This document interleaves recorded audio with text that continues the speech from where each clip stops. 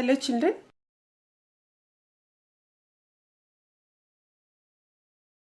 Before starting our lesson, so we'll just learn about a word. What is it? It is about precipitation. Precipitation. What is precipitation? The condensation of atmosphere water vapor on the earth's surface is called precipitation. Like as we have learnt, so what is precipitation? It is the condensation of atmosphere water vapor. Now we learnt that atmosphere contains water vapor. No. So when this water vapor in the atmosphere, it gets cooled down. It gets cool, then it is going to fall in the form of rain, snow and etc. Okay. And this is called as precipitation. Where is it going to fall, children? On the earth surface. The cool water vapor, the water vapor which has been cooled in the atmosphere, that is going to fall down on the earth. Okay, so that is known as precipitation. For example, our rain. Clear, children? And the main forms of precipitation include rain, sleet, hail, snow. Okay, these are different forms of rain. Rain in the sense we can see only the water drops. Snow again it's of like fog. No, so all that sleet, hail, like dew and all that. So these are different forms of precipitation. Clear, children? Now we learn about water purification. Water purification. What is purification? Removing all impurities is known as purification. And what we are removing? Impurities from which? From the water. How we are going to remove the impurities of water is known as water purification. Clear, children? Water water contains many substances like sand, dirt and germs which make the water unfit for use. Okay, water contains many substances. So many substances like what? Sand, dirt, germs. No. So if you have observed, children, in the water sometimes we can see germs. No. And sometimes we cannot see this dirt, but it contains dirt also, and it also contains sand. Because of this, what will happen? It will not be ready for use. No, ready for use in the sense it is not good for our drinking purpose or cooking purpose, because the water is contaminated. Contaminated in the sense it is not pure. No. So drinking impure water causes diseases. What happens? Why the water which is not pure is not good for health? Because we are going to get diseases. Okay, if you drink impure water, we'll get diseases. Clear, children? Like diarrhea, like vomiting and all that. Sometimes like fevers and all that. So you have to take pure water for drinking and for cooking purpose. So water should be purified before using it for drinking and cooking. So that is why we have to purify the water before we use it for cooking or drinking, because cooking and drinking, this water directly goes into our stomach. No. Yes or no, children? So if we eat something cooked things with water, that again if we drink water, it directly goes into our stomach. No, if it is pure, it is good for us. But if it is not pure, which is containing like dirt, germs and sand, then what happens? Because our stomach gets upset with that impure water, we will be getting diseases. No, it is going to harm our body. So that is why we have to take pure water. Clear, children? Now, let us learn about some methods by which we can purify water. So you have got different methods in purifying the water. Okay, so we'll just discuss some.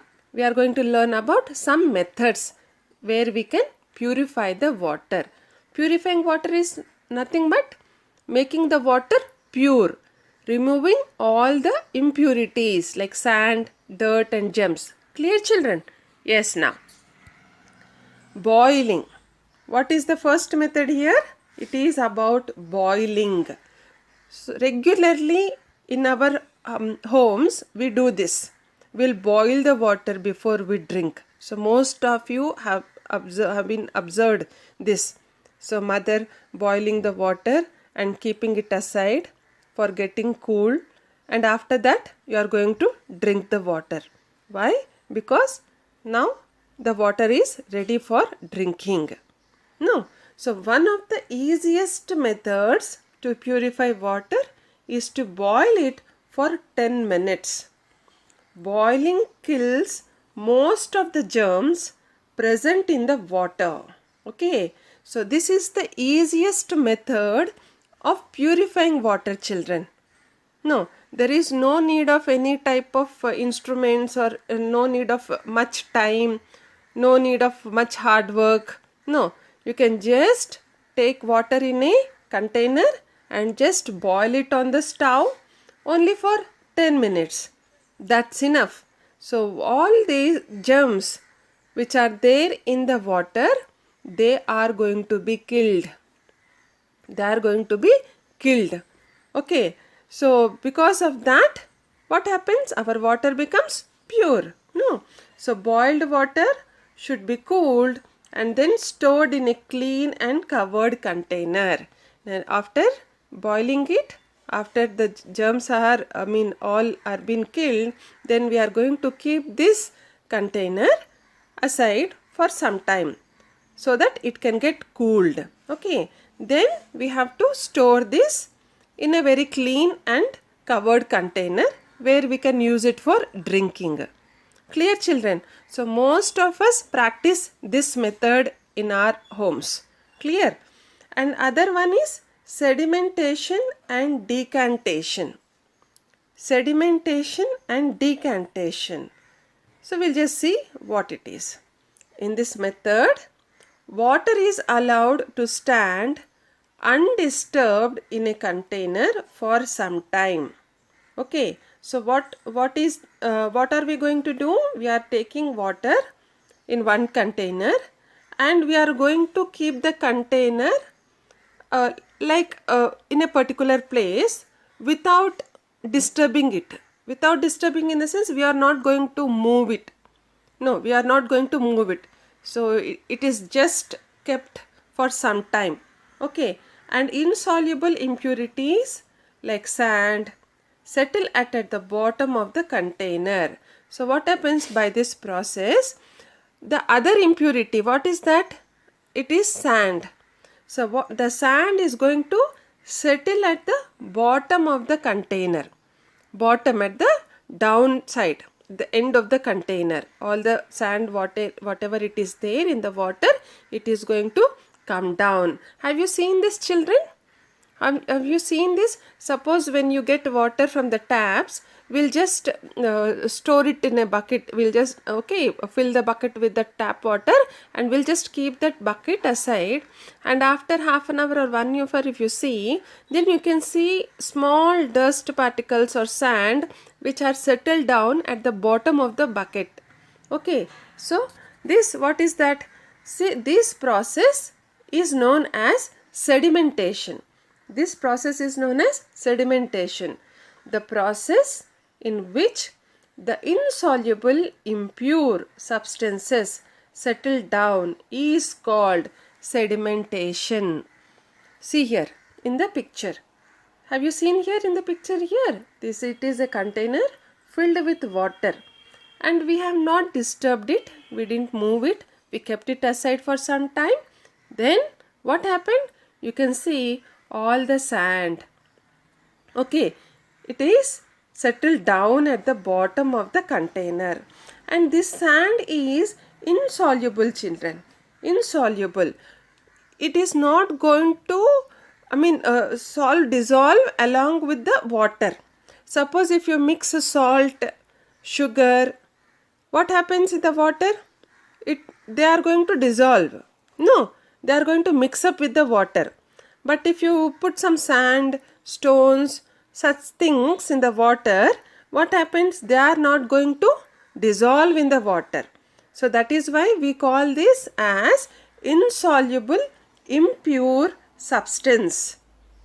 Insoluble impure substance. So not only sand, substances such as sand, dirt and all that which are going to settle down is called sedimentation. Clear? So this is sedimentation. And now we'll see about decantation. Then the water is slowly poured out into another container without disturbing the settled impurities. See what we have done here, children? So we have taken another container here, empty container, and then this container is this one. Okay, so where we have done this sedimentation process. We are just pouring the water, okay, into the other container without disturbing these impurities, settled down impurities. No, only this water which is above this sand and all dirt, only that water we are going to pour slowly in the other container. The process in which the water is poured out gently after sedimentation is called decantation. So what is decantation, children? The process in which the water is poured. The water is poured. Here see. Sorry, just a minute. So here we have poured the water.